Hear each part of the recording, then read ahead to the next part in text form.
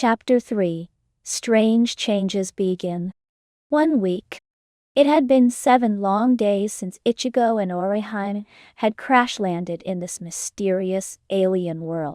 7 days of strange glowing plants, humid, candy-scented air, and the constant nagging feeling that they were being watched by something lurking just beyond the horizon. Ichigo sat at the edge of the stream, glaring into the water like it had personally insulted him. His shirt was tossed haphazardly on a nearby rock, and his sleeves were rolled up as he crouched, muscles tensed in anticipation. His target? A small silver fish with glowing blue fins that darted teasingly just out of reach. "Come on, you little..." Ichigo made a sudden lunge, splashing water everywhere. The fish zipped away, leaving him empty-handed. Again. Behind him, Orihime sat cross-legged on the ground, watching his struggles with a barely contained grin. She rested her chin in her hands, her long orange hair catching the light of the alien sky. "You know," she said, her tone teasing. "For someone who's supposed to be a big, strong hero, you're really bad at catching fish?" Ichigo turned to glare at her, water dripping from his arms and hair. "It's not as easy as it looks, okay? These things are fast." Orihime tilted her head, as if she were pondering a great mystery. "Maybe you're losing your touch. Or maybe..." Her grin widened. "You're just bad at it." "Yeah? And what exactly have you contributed to dinner, huh?" Ichigo shot back, straightening up and brushing wet hair out of his face. "You can heal people, but you can't cook rice without burning it." Orihime gasped, clutching her chest dramatically. "That was 1 time. "That was 2 times, Ichigo corrected, pointing a dripping finger at her. "That's still not fair.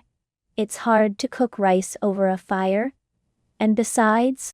She smiled sweetly. "I'm not the one who's been yelling at fish for the last 20 minutes. Ichigo groaned, rubbing his temples. "I don't know why I even bother talking to you." "Because you'd be lonely without me," Orihime said matter-of-factly, popping a glowing berry into her mouth. Ichigo ignored her and turned back to the stream. He crouched down again, muttering under his breath, "Stupid fish. Stupid alien world. Stupid everything."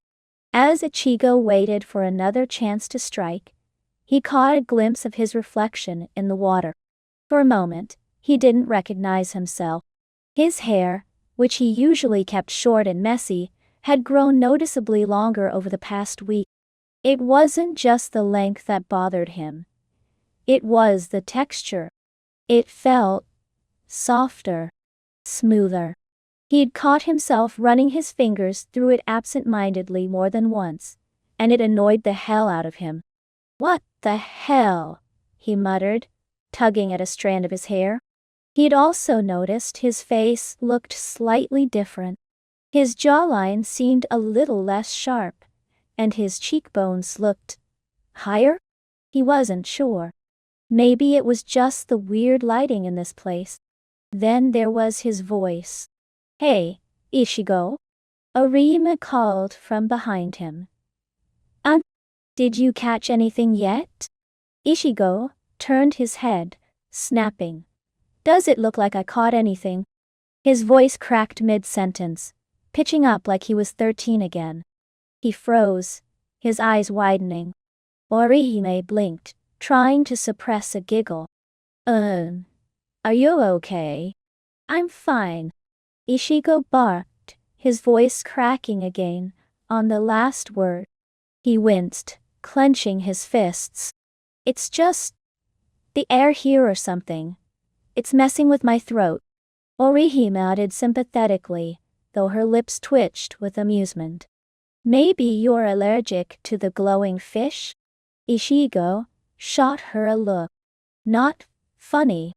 Brushing it off, he went back to glaring at the stream. Still, the changes nagged at him. He'd also noticed that his body felt different.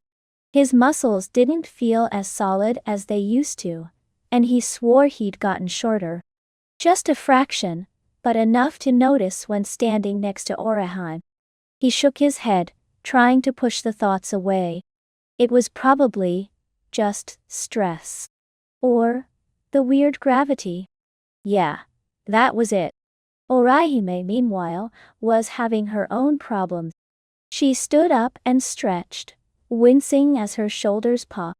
Her shirt felt tighter than usual, especially around her arms and chest. She tugged at the fabric, frowning. "Do you think the laundry shrank in the alien air?" she asked, mostly to herself. Ichigo glanced at her over his shoulder, raising an eyebrow. "What are you talking about?" "My clothes," she said, gesturing to her sleeves. "They feel tighter, especially around here." She flexed her arm experimentally, and the fabric strained slightly. Ichigo turned back to the water with a shrug. "Maybe you're just gaining weight." Orihime gasped, looking scandalized. "Ichigo, that's so rude." "I'm kidding," he said quickly, holding up his hands in mock surrender. "Relax, I didn't mean it." Orihime huffed, crossing her arms.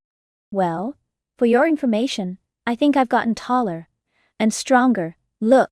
She walked over to a nearby tree and grabbed one of its low-hanging branches. With a grunt, she snapped it clean off. Ichigo stared at her, unimpressed. It was a dead branch.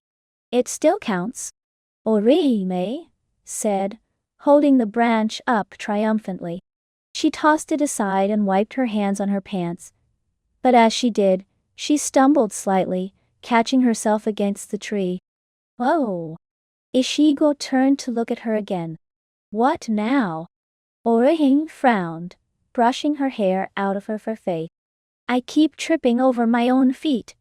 It's like my balance is off." Ichigo snorted.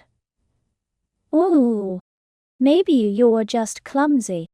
Maybe you're just mean," Orihime shot back, sticking her tongue out at him. But deep down, she was starting to feel uneasy. Her body did feel different. Her shoulders were broader, her arms stronger, and her legs heavier. She wasn't used to it, and it was throwing her off in subtle but frustrating ways. Still, she didn't want to worry Ichigo. He already had enough on his plate, with his weird voice, cracks, and sudden obsession with his hair. As the sun, or whatever passed for a sun in this dimension, set, the two of them returned to their makeshift camp in the cave.